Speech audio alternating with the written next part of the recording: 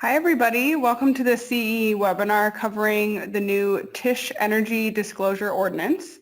My name is Emma and I work in communications here at CEE, and I'm going to help host today's webinar.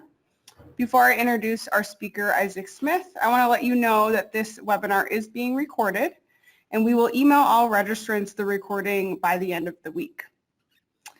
We will be pausing for questions during the presentation, so please send us your questions as you have them through the question box on the right-hand side of your screen. We will also have time for questions at the end of the webinar. So Isaac Smith served as a technical advisor for the City of Minneapolis on the time of sale energy disclosure policy that we're talking about today. Isaac has a background in residential energy program management, where his focus has been on helping homeowners complete energy improvements. He has worked at CEE for almost 9 years and is currently the Residential Program Development Manager. Welcome, Isaac. All right. Thanks, everyone, for attending. This will be actually the fourth Minneapolis TISH talk. So we've done a few with the Minneapolis Area Association of Realtors. They've been more in person at that location, and we want to do a webinar so people could access the information on the policy remotely. So this policy does begin tomorrow, January 15th, 2020. And today, here's kind of an agenda or an overview of what we'll be discussing.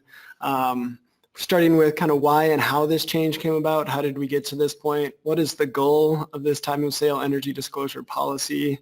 And what exactly is changing? So really getting into the nuts and bolts of the process and the new data and the new energy report.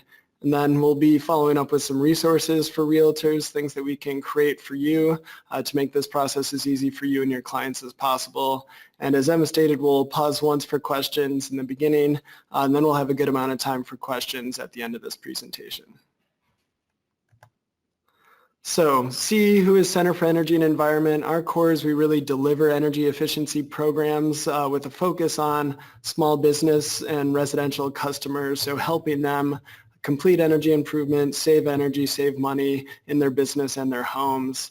And a lot of this program delivery stems from our research. So we do a lot of in-field research of energy efficient technologies to make sure that they're working correctly, that they're a good idea for residents, that there aren't any health or indoor air quality issues with them. And then our programs really help deliver our research and the technical findings that we have there and get that energy efficient equipment out into the market.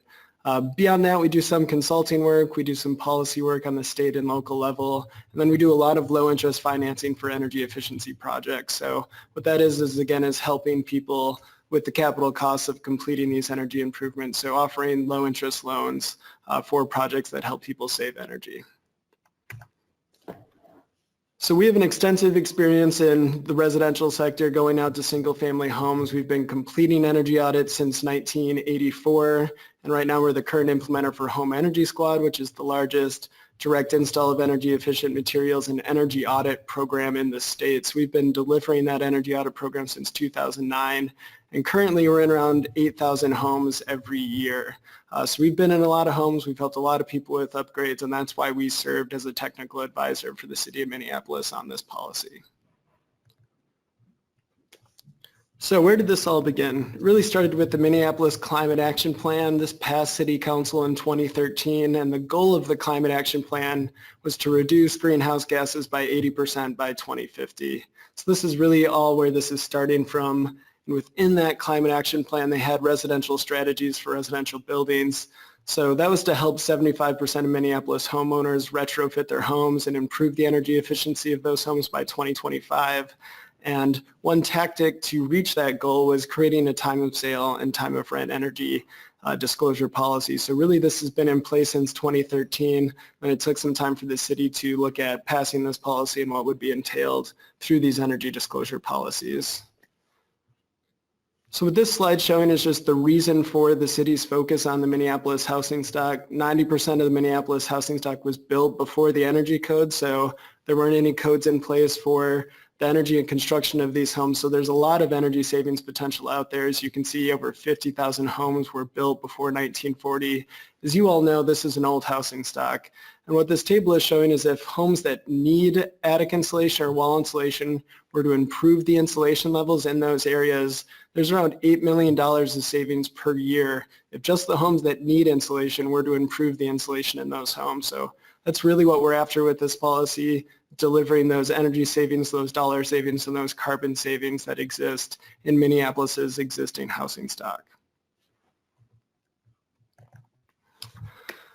So with all of those goals in mind and to achieve kind of the strategies and tactics in the climate action plan, the city earlier in 2019, in February of 2019, passed an umbrella of policies that was really energy disclosure for every resident. So it wasn't just focused on the single-family housing stock or time of sale.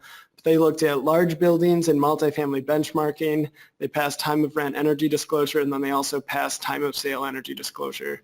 So all of these were passed together with really a goal of energy disclosure for every resident. Of course, today we'll just focus on the time of sale energy disclosure element. People have questions about the other ones, they can follow up later. The time of rent energy disclosure policy does not go into effect until 2021. So today we'll focus on time of sale. So I usually like to start with just what is disclosure and show some examples of it because it is something that's around us and that we see every day. So really the first big federal disclosure policy was around nutrition facts. It was better understanding the nutrition and the calories and what was in the food that we're eating.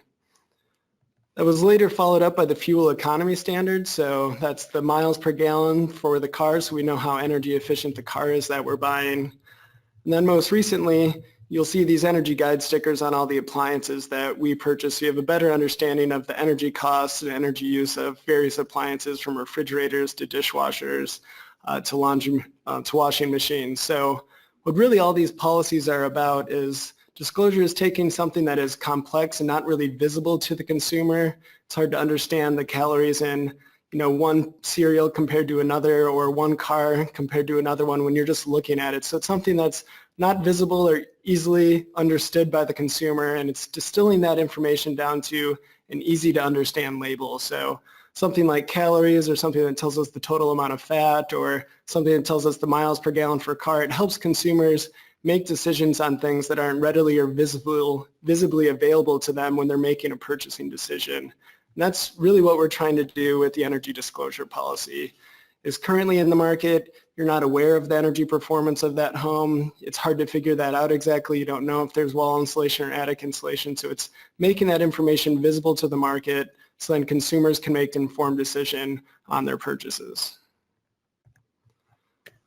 So what is the goal of this policy? Why energy disclosure? A lot of it is about just informing that market. So giving more information on the energy performance of that home, as we just talked about with disclosure policies. So providing that information to the market, but it's also about rewarding homeowners that have completed energy improvements. So, in the past, if you have completed these energy upgrades, this isn't something that's really visible to the market. You don't really get credit for it when you go to sell that older home later on. So we wanted to make those energy upgrades and energy improvements visible to the market.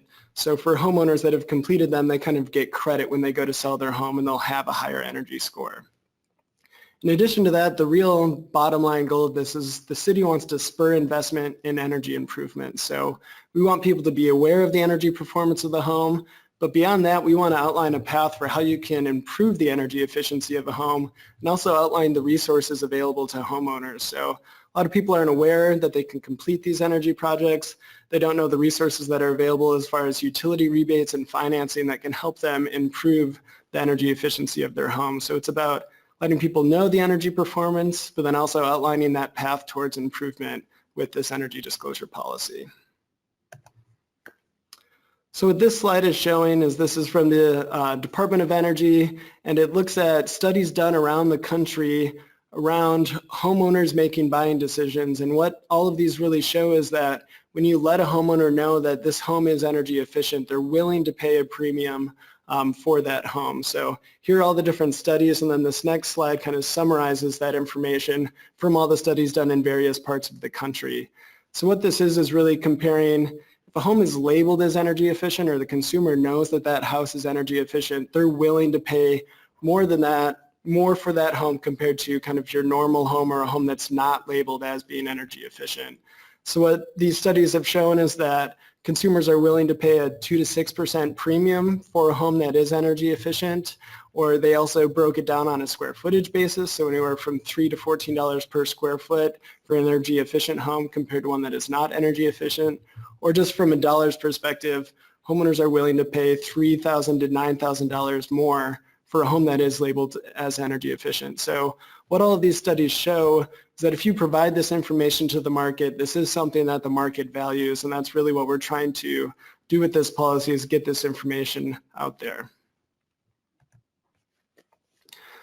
So with the Climate Action Plan and knowing that the city was interested in it, we wanted to start by doing some research on energy disclosure policy. So we wanted to create a really effective policy for the city of Minneapolis. What we did was we looked at disclosure policies that are happening around the country in the United States, but also the world, in Europe, in other areas, Australia, that have energy disclosure policies in place. And here are some high-level findings. This report is on our website if you're interested in details on that. But really, what we are interested in from the get-go was we wanted an asset rating to be included in this energy disclosure policy. And what an asset rating means is we're looking at the physical structure of the home and how it can perform from an energy perspective. So that's looking at the walls, the attic, the heating system, those physical attributes of the home that affect the energy performance or how it performs from an energy perspective. And we wanted to focus on that rather than energy bills, because energy bills take in the behavior of the occupants that were in the home previously. So there are a lot of residents in that home compared to a few. Your energy bills can vary quite a bit. And with energy bills, the consumer would be able to know if the previous homeowner had high energy bills or low energy bills, but it doesn't really tell you how you can improve those energy bills. So with an asset rating, you're looking at the physical structure of the home. You can outline a path towards improving that structure from an energy perspective, so improving that energy performance of the home. So we're really focused on those areas and the physical attributes. Another high-level finding was making something that was really visible to the market. So when you have an energy disclosure policy, if there's no visibility into that report, or it's not really a part of the decision-making process from the consumer, then it's not going to be a very effective policy. So we wanted to make sure that this energy disclosure report got incorporated into the time of sale and that everyone would be able to view that when they were making a purchasing decision. The other thing that we found valuable is we wanted to link this to available resources like utility programs, city resources, and financing, because again, it's about informing the market of the energy performance, but it's about showing a path toward improving these homes. So we wanted to make sure that information in the report showed the energy performance, but then showed consumers and you the resources that were available to help improve the home, so you know what can be done and what is out there to help you improve the energy performance of the home. And lastly, when looking at the city of Minneapolis specifically, we wanted to incorporate this into the existing time of sale inspection. So I don't know if people have followed national news or in other areas, energy disclosure usually requires a separate energy audit completely.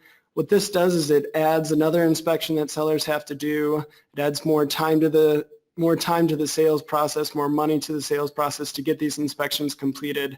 So we were really trying to design this with an eye towards making this policy as efficient as possible, leveraging that existing time of sale inspection in order to accomplish our goal of energy disclosure. So once we did a lot of this research and had ideas of different things that we could do with this policy, we also wanted to incorporate stakeholder feedback. So we met with realtors, we met with the Minneapolis Area Association of Realtors, we met with TISH evaluators, we held public meetings, we met with various departments within the city of Minneapolis, and then environmental groups that are interested on reaching these carbon and energy savings goals. And we elicited feedback from everyone. We did make a lot of changes to this policy. We adjusted it so it could work out for everyone, where we still achieved the goals of energy disclosure but made the process as easy and seamless as possible with realtors and TISH evaluators. One big outcome of this stakeholder engagement is at one point the city was considering incorporating a blower door test, and just real quickly, this is just a more expensive piece of equipment, so it would have required TISH evaluators to purchase a $2,000, $3,000 piece of equipment, and it's a 30 to 60 minute test. And when we were talking to TISH evaluators and realtors and homeowners about that, that would add a lot of cost and time to the sale process, so the city decided to not include that based on the stakeholder feedback that we elicited. So after all this kind of groundwork of doing the research and stakeholder engagement, it led to the policy passing in February of 2019, and it is an amendment to the Truth in Sale and Housing Policy. So it is leveraging that existing inspection that is already happening at the City of Minneapolis. So as you can see here, this energy disclosure report, this example, and there will be more slides of this later, will be incorporated into the Truth in Sale and Housing report. So the process from your end will stay the exact same. You'll contact a TISH evaluator. They'll come out to do that health and safety inspection. And now they'll be collecting additional energy data to generate an energy disclosure report. And that report will be incorporated into the TISH report. It will be near the back by the required repairs section. So that's where you'll find this 2-page energy report. But it's really important to note that there are no required energy upgrades. So really what this policy is about informing the public, informing the consumer of the energy performance of the home, but none of these energy recommendations are required to be improved. So with all of that passing earlier this year, working with the city on designing this report, this policy will start tomorrow on January 15th, 2020. So TISH evaluators will begin collecting this data and generating this energy disclosure report through the regular TISH process, through the regular Minneapolis software to generate the report. So I wanted to get into some details around the data collection that TISH evaluators will now be required. With this policy, we're really focused on existing homes in the 4 areas with the highest energy saving opportunities. So again, we wanted to keep this very specific. We wanted to keep it really just focused on these areas that are important to existing homes and areas where you can improve the energy efficiency of the home on existing homes.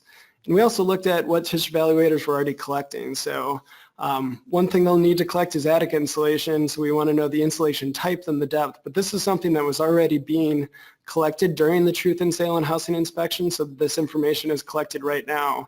So part of it is just about using the energy data that was already collected and then transitioning that data or translating that data into something that is easier to understand and more effective for the market to view from an energy performance perspective. So we'll be looking at the attic insulation, and then we'll be looking at the heating system. This is another piece of equipment that was already being inspected at the time of sale inspection. But we added, incorporated a new element of looking at the venting with the heating system, so that just helps us understand if that is an energy efficient unit or not. And then the next thing we looked at collecting was windows. So windows already inspected for a functionality standpoint, but from the energy side, windows are often viewed as something that saves a lot of energy and is the first thing I need to do from an energy savings perspective. When in fact that really isn't true. It's not a very cost-effective energy upgrade. As all of you know, there's a lot of aesthetic upgrades for that, but it is a very expensive upgrade.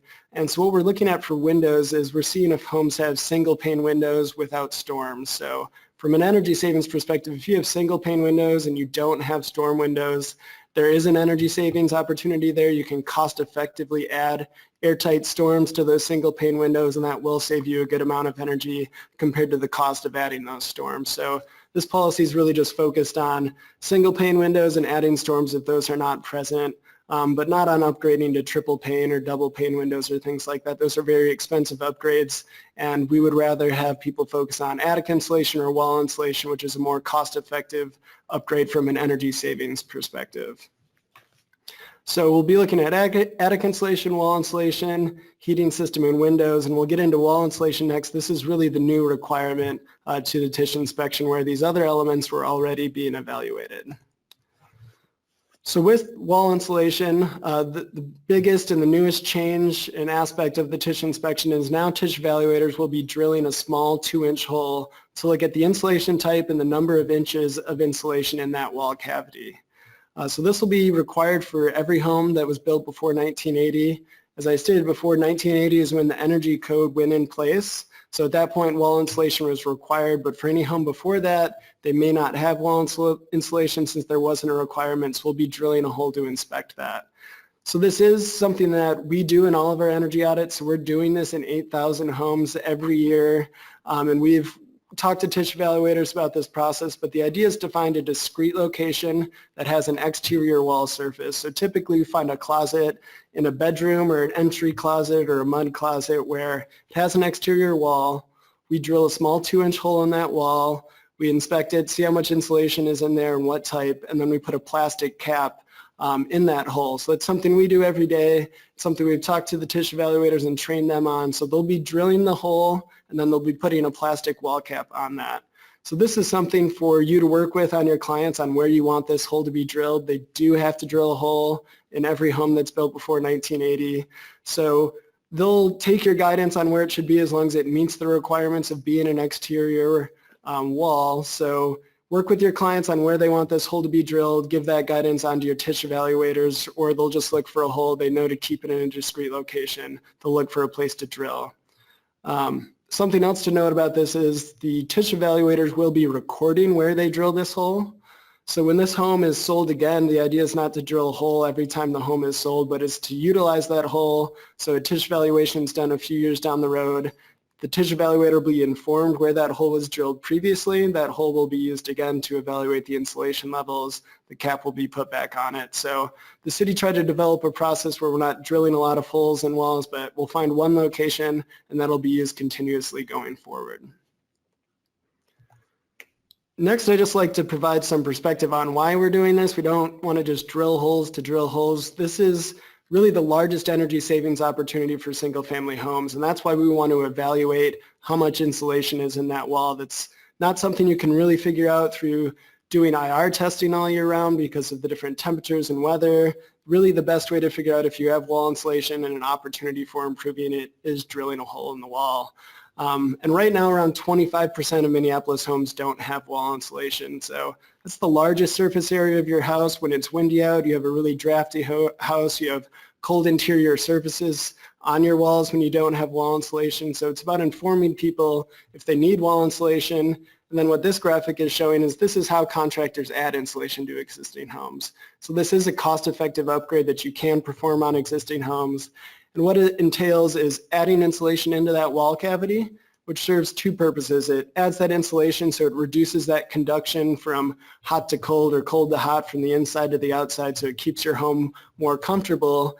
And also when you add that insulation, you make that air cavity or that cavity that was previously empty, you make that airtight, so there's less air movement in and out on those windy days. You're losing less heat out of your house into your walls, up into your attic space. So when you dense pack insulation in these walls, you end up with a home that's much more comfortable. You can save a lot of energy. Your house is a lot quieter. You're not getting as much noise from the outside. So there are a lot of benefits to this upgrade, and people typically aren't aware whether they have wall insulation. They're not aware that you can improve that without spending a ton of money, and it's not very invasive. As you can see, they just open up one area on the side of the home where then they drill holes and dense pack, and then they put that siding back up on your home. So this is the opportunity that we're looking at when we're drilling those holes into the walls at the time of sale. So again, I just wanted to circle back onto these are the 4 areas that we're inspecting and just pause a minute for any questions kind of on process or the requirements of the new policy. Okay, so first question, does the cost of the report change? Oh, yep, I meant to touch on that. That is a good question. So I think most people are aware of this, but truth in sale and housing evaluators set their own pricing. So they have to meet the city requirements. The city requires them to go through trainings, but it's a list of essentially independent contractors that have met the requirements and gone through the training and testing required by the city of Minneapolis. But at that point, they set their own price. So the pricing for TISH evaluations is really set by the market. What I've heard in general through this process is currently it's around $200 for a TISH inspection. These inspections take around an hour. And as you can see through the data collection, a lot of these areas were already looked at during the current TISH inspection, so there shouldn't be a lot of cost added for the attic insulation, heating system, or windows component. The wall insulation is the new requirement. Through our energy audits, drilling a hole into a wall, finding that area, cleaning up, putting that cap on, that can take around 15 minutes.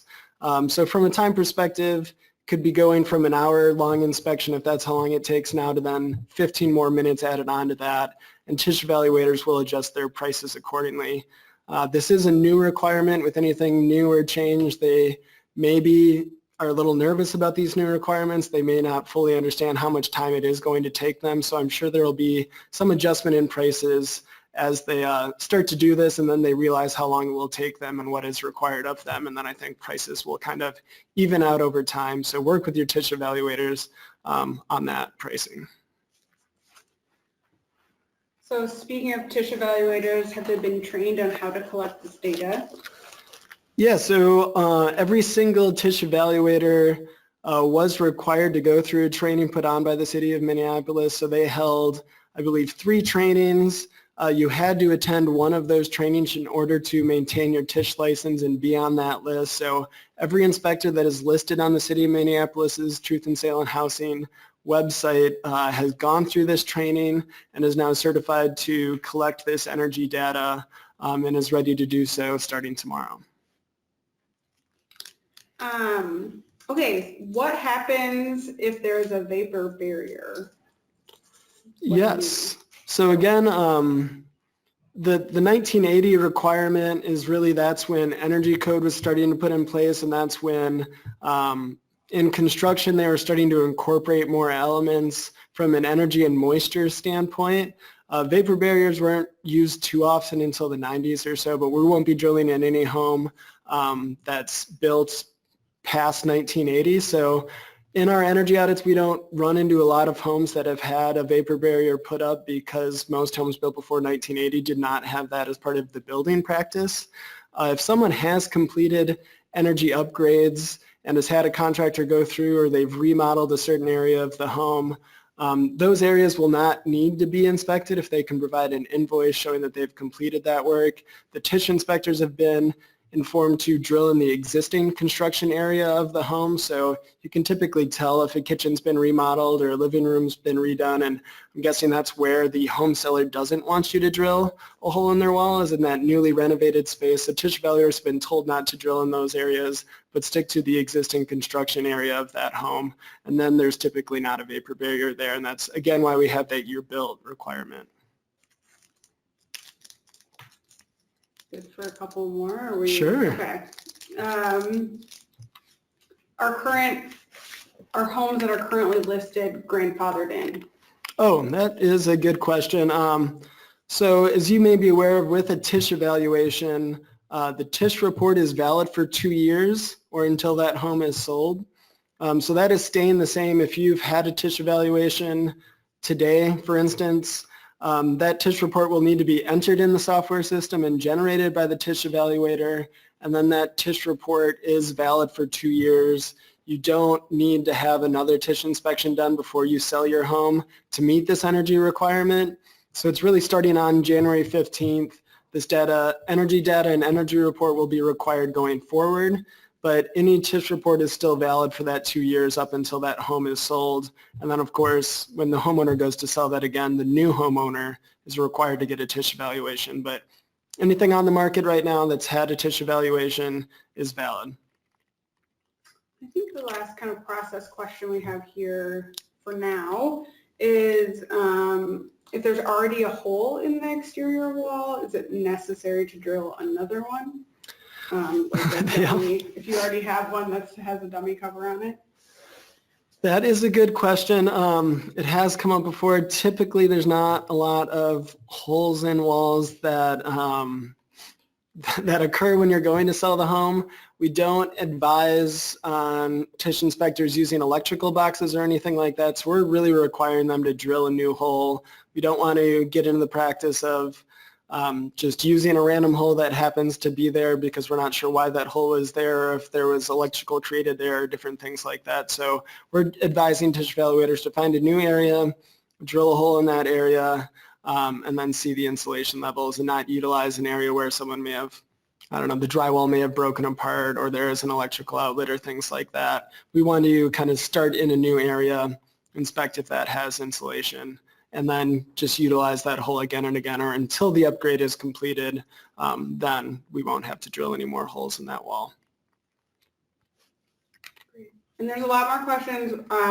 Hopefully we can address some more at the end of the webinar. Yep, we should have plenty of time. There's about 10 minutes or so left, so of the presentation side. And really what this is focused on is the energy disclosure report. So we wanted to provide you with some information and tools to be able to explain this energy report and talk to it about with your clients, and then also cover the resources available to you and your clients.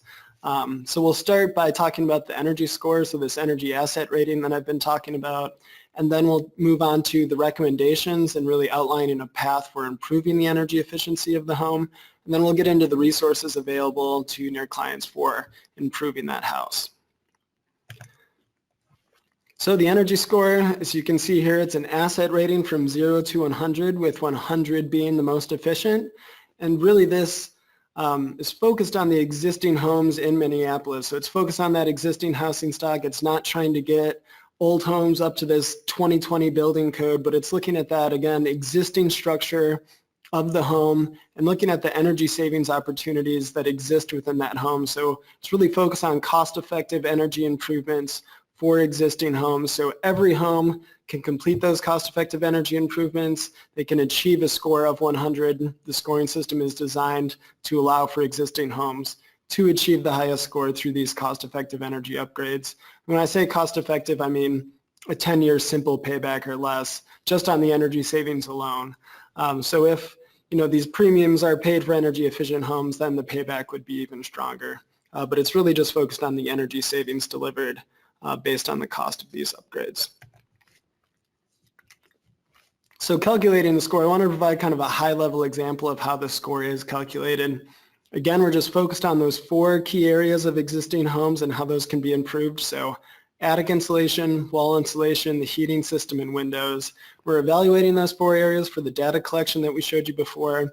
And the home is really scored on a scale from inefficient to efficient for that area. And I want to just walk through an example of kind of what that inefficient to efficient scale looks like. So the simplest example is attic insulation. So an existing home that is inefficient in insulation in the attic has no insulation, and there are homes that don't have insulation in the attic. So that's the bottom of that scale for that area. So if you don't have any insulation, then you have a lot of energy savings opportunity for adding attic insulation. So the bottom end of that scale is 0 inches of insulation. And then the efficient side of that scale is 16 inches of insulation, which is R50, which is closer to current code. There's area to add that insulation, that is the most efficient. So if home A here has 4 inches of insulation, then home A would score a 4 out of 16 points for attic, meaning they have achieved some points in attic because they don't have the most inefficient, which is 0 inches of insulation. But they also haven't gotten up to where they could be adding 16 inches of insulation in an open attic. So that home would score a 4 out of 16 points. I do want to note that the actual calculation is more complicated than that. It is an algorithm that looks at the energy savings opportunity and actually calculates and model the energy savings from improving attic insulation.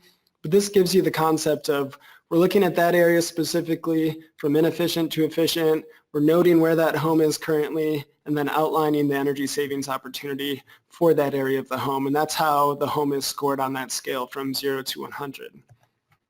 So what you'll see on the report is we outline where the home is. So that's where it is on the scale from inefficient to efficient. In this example, the home scores a 49. That would be a lower score, but you see there's energy savings opportunities in all 4 areas. So what this looks at is here's where your home is, and then it outlines those energy savings or energy improvement opportunities through this point system. So this home here scores a 49. If they were to improve the wall insulation, they would improve their score by 20 points. So that shows that there's an energy savings opportunity with that upgrade. So beyond the score of the home, as I've been talking a lot about today, it's about creating this path towards improving the energy performance of the home. So we really wanted to create simple and prioritized next steps for the homeowner to consider when looking at the energy performance of the home. Then we also wanted to provide the necessary information so they can generate an informed decision on if they want to complete this upgrade. So simple and prioritized next steps, information on the cost and energy savings from completing these upgrades, and then outlining the resources available to them as far as utility rebates, city financing and resources. I don't know if people have been aware, but for the past year, the City of Minneapolis has offered 0% financing for completing these energy upgrades. So outlining those resources available to the homeowner. And that's what we do with this table on the front page, is it really synthesizes all this information into one area for the homeowner for you and your client to look at if they're interested in improving the energy score. This table is dynamic, so it changes for every home. Whatever will be listed on top, that is the top priority recommendation that we have from an energy savings and cost perspective. So in this case, it's insulating your exterior walls. So when you're working with or talking to a client and they're wondering what they should do next, it's really whatever's listed at the top of that table that is what they should do first from a cost and energy savings perspective. And the improvement points will let them know how much their score will improve from completing that upgrade. So this is kind of the one-stop summary of information and what to do next. On the back of the report, this energy report will always be 2 pages, so it'll have that front with the score and summary table, and the back outlines the energy improvements in more details. And again, it's in that order by priority. So whatever's listed at the top, that is the first step that the consumer should take to improve the energy performance of the home.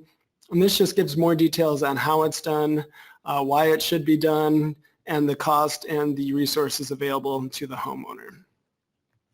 So in addition to those more detailed recommendations, we also want to provide a very simplified next step. And I think this is the most key takeaway from today, is that we have this energy advisor resource available to you and your clients for more detailed questions on this energy report and next steps they can take to improve the energy performance of the home. So we wanted to provide a really simplified next step where they just have to call these energy advisors and they can help them with improving the energy performance of the home, rather than, a link to a list of contractors and then contact 3 of them and then get all of these bids and then consider them. We wanted a simple next step and a resource for them, and this is provided by the utility company CenterPoint Energy. So what we really view the energy advisor service as is a connection between information and action. So you get this report, it tells you what your home scores, it tells you some information on what you can do next. But we've realized through our energy audit program that people need help getting coached through these upgrades. They need help being referred to trusted contractors, connecting them to the financing options available, the utility rebates, just answering questions about how these upgrades are completed and who can do them. So that's really what this resource is here for you and your clients. We don't expect realtors to become energy experts on any of this. We want you to understand the energy report, why homes scored a certain way, let you know about the resources available. But when you start having really detailed conversations with clients or clients that are really interested, just refer them to this energy advisor resource. They're really there to answer any questions. They're experts on these upgrades. We have a list of trusted contractors that go through the utility programs. There's quality assurance tied into those utility programs. There's rebate dollars available for completing those upgrades. They're aware of the low interest financing that's available to Minneapolis residents. So they're really a one-stop resource for any of your clients or you that have questions about improving the energy performance of the home or questions on the report in general. So that is kind of a high-level overview of the report. Again, here's an example of the report. So it will always be 2 pages. This is kind of an example showing when every energy savings opportunity is available, there are those 4 areas. But again, this is a dynamic report. If we're not recommending the heating system, then no information will show up on the heating system. We'll get full points for that. The home will be scored higher in that area. So it'll change based on each home that you see, each home that is evaluated. And again, the next steps are listed in priority for you from a cost-effective and energy standpoint. And then again, the energy advisor is just there to answer any questions that you may have, help coach homeowners through the upgrade process. So lastly, I just wanted to talk about an alternative compliance path. So this is mainly for people that may have had an energy audit in the past. They've had their home scored through the home energy squad visit, and that is a disclosure and compliance pathway that a homeowner can use. So essentially, if you have a customer who has had a home energy squad visit in the last 5 years, they have their energy audit report with their score on it, they can use that to meet the energy disclosure requirement. Really what that means is they need it to be displayed anytime the TISH report or COA is displayed to the new buyer. So with that energy audit report, you need to show it to your TISH evaluator, show that you've had your home scored, then they won't be drilling a hole in your wall or collecting that extra data. And then you'll need to have that energy audit report out at all open houses, which is required by the energy disclosure policy. So that'll be essentially in place of that 2-page report. They can use their audit report. It'll be out at all open houses, and then it needs to be given to the new home buyer at the closing of the home. So that is one compliance pathway. It's mainly for people that want to know their score beforehand. They're interested in completing these upgrades. Home Energy Squad does provide additional benefits. So we do install energy efficient lighting and LED light bulbs, programmable thermostat, faucet aerators, and those things. But it's mainly for people that are interested in being proactive, may want to improve their score, invest in energy efficiency. They can get the Home Energy Squad visit.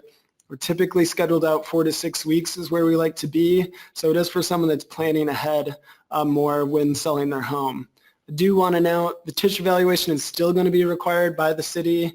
That evaluation covers health and safety, as you know, so a TISH evaluator will still have to come out to the home no matter what when you go to sell the house, but you can use the energy audit report as a disclosure and compliance pathway if you've had that done beforehand. Other than that, you just call your TISH evaluator, they collect the additional data, the energy disclosure report is generated, and then that TISH report, as you do now, is left out at all open houses and reviewed at the closing of the home. Lastly, I did want to note that we've been doing kind of outreach with realtors for a long time through the Home Energy Squad program. We do offer realtors to be able to purchase a Home Energy Squad visit on behalf of their clients. A Home Energy Squad visit is $0 for low-income individuals and up to $100 is the market rate price. For realtors that want to purchase a gift certificate, we just offer the visit for $50. You can give that to any client in any area. People often see it as an engagement opportunity. We deliver these visits outside of Minneapolis. It's anywhere where CenterPoint Energy or Excel Energy are the utility company. So that is an opportunity for engagement. You don't need to do that. But I wanted to note sometimes realtors have used it to engage with past clients or future clients. And that is available, and you can contact me for more information on that. But again, this is more of an alternative compliance path. Going through the TISH process is the easiest way to meet the new disclosure policy. So with that, I did want to outline some resources that we currently have available. So if you go to the city's TISH page, which is linked right here, they have a frequently asked questions document, which covers a lot of what we covered today. They have an example energy report. Again, we've shown you on the slides, but if you want a PDF of that report to look through, that is available on the city's website. And then we want to know what resources we can provide for you. We want to make this policy as useful for you and your clients. I've heard various things through all of the realtor engagement so far, as far as maybe some more information on how homes are typically scored in Minneapolis. So we're looking at creating that resource. We've heard information about creating resources for realtors that help show the benefits of homes that may score higher, so helping you kind of outline the extra benefits of a home that does score higher, so that gets translated to the new buyer in those cases. And then, again, we'll have this webinar. If you have any people that you work with that may have missed it, we'll be sending out a link to this webinar afterwards. But now it looks like we have about 15 minutes, 10 minutes of questions that we can get to. Great. So hot question, is this going to be expanded to other cities? Oh. Or have you heard anything about that? Personally, we would like to see other cities incorporate an energy disclosure policy. There aren't any that we're working with directly right now. What I would say is it makes the most sense for cities that already have a truth in sale and housing ordinance in place and cities that have climate goals in place. So as we try to do here with the Minneapolis policy is leverage an inspection that's already done, use that data that's already being collected at the inspection to then generate a useful energy disclosure report. So we'll be talking to other cities about that. There's no ordinance language written or anything like that with any other cities that I know of right now. But again, it would be cities that are kind of focused on these climate and energy savings goals that also have a truth in sale and housing program. And then it would be pretty easy to incorporate this energy disclosure report. Is this data going to be connected to the MLS? Oh, so through working with MAR and doing some stakeholder engagement, we also met with Northstar MLS. At this point, they're not changing any of the energy inputs or inputs available on the Northstar MLS for this policy. it was viewed, since it's currently just the City of Minneapolis, that they're not going to change any inputs into their system just to incorporate that. If this policy does expand, we'll circle back with Northstar to maybe add in some information on that. I do want to note that, as you guys know, you can use the comment section or other areas if you want to provide information on what homes score in the listing. You can use that area. You can upload an image of the energy report into the listing. So there's some ways to add information there, but there are no kind of concrete inputs that will be utilized or used for this Minneapolis energy disclosure policy. And that's because the MLS is bigger than just Minneapolis. So what if a client completes energy upgrades? How do they get a new energy score / report, and what's the cost on that new score? Yeah, that's a good question. So if you have a proactive seller, someone who sees their energy report and they want to improve their score, if they get that work completed, so they work with the contractor to get that work done, the city's then accepting invoices from those contractors to verify that that work has been completed. So essentially you'll work through CPED, who administers the Truth in Sale and Housing program. You'll send them a copy of the invoice, and then they will amend your TISH report, which will generate a new energy disclosure report and then be listed on the city's website for you to download and provide to new home buyers. So there isn't any extra cost to that. Essentially, if the work is completed, you get a contractor invoice, you submit that to the city. They will amend the energy disclosure report to improve the score based on what you completed, and then you'll have that new energy disclosure report to show to new home buyers. Great. Is this required for duplexes, triplexes, fourplexes, condos? And if it is a condo, how about giving permission, complexities there? Yeah, so it's this will be implemented within the Truth in Sale and Housing program, and what is outlined in that policy right now is 1 to 2 unit buildings. So essentially single family and duplex buildings are required to go through the TISH process, and any first time condo conversion. So that will be someone that has a duplex and then is turning one of those areas into a condo. Then at that point, that triggers a Truth in Sale and Housing inspection, and then they'll be collecting the energy data at that point. It doesn't happen very often. It's not a TISH inspection that occurs a lot, so it'll mainly be focused on 1 to 2 unit single family homes that are sold. Okay. Can you approximate, if you know, how much some of the TISH inspectors are adding for the energy report, and then how many inspectors have been trained on the changes? Yeah, so every TISH inspector that's listed, so I think there's around 60 on the City of Minneapolis's website. They also added another 8 new inspectors, I think, through the process, 5 to 10. Every single one of them went through the training process and the requirements. So the list is long. There are a lot of people that can do this. That's traditionally how the TISH program has operated. So everyone on that list went through that and now can deliver it. So I said they set their own pricing. So if it's an hour-long inspection and you're adding 15 minutes to that, that's kind of the back of the envelope math I have been doing. So I could see inspectors, increasing their prices anywhere from $25 to $75 for this. Again, it's new for them. They may be putting in extra cost until they figure out how much time this really does take their inspectors to do.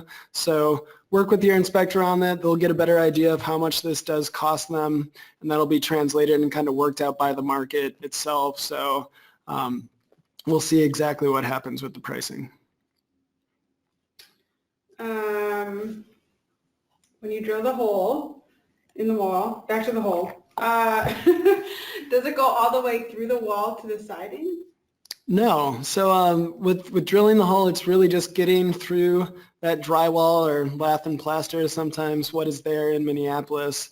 So it's just getting through that initial 1/4 to 1/2 inch and then looking at the insulation levels beyond that. So they'll just be putting in a ruler, seeing how much insulation's in there and recording the insulation type and number of inches. They won't be drilling all the way through the hole. They'll just be through the wall to the siding. They'll just be drilling one hole to be able to look inside that wall space, and then they'll be capping it from there. So we don't want them going all the way through to the exterior.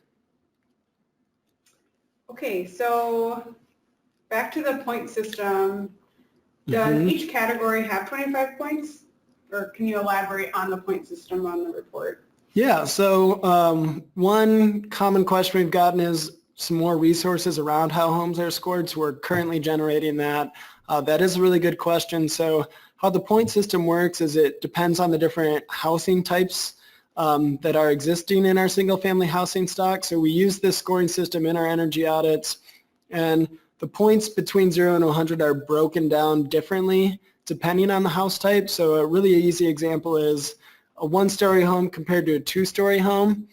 There's more opportunity for energy savings in upgrading your wall insulation in a two-story home than there is in a one-story home, and that's just simple kind of square footage surface area math. So there'd be more points available for wall insulation in a two-story home because there's more energy savings available for that upgrade.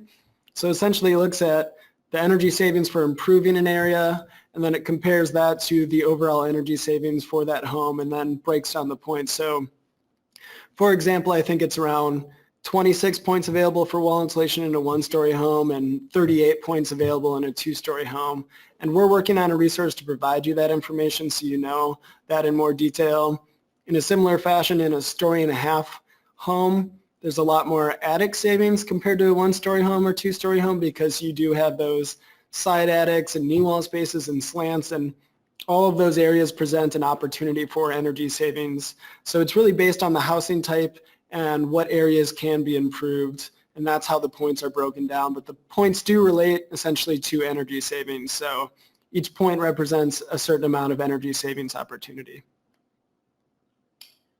Okay, so I think there's kind of various questions regarding insulation, the complexities of insulation. Is there a resource, and it's too complex, I know, to get into right now. Is there a resource that you would recommend for people to learn more about insulation in older homes, or who to contact to learn more?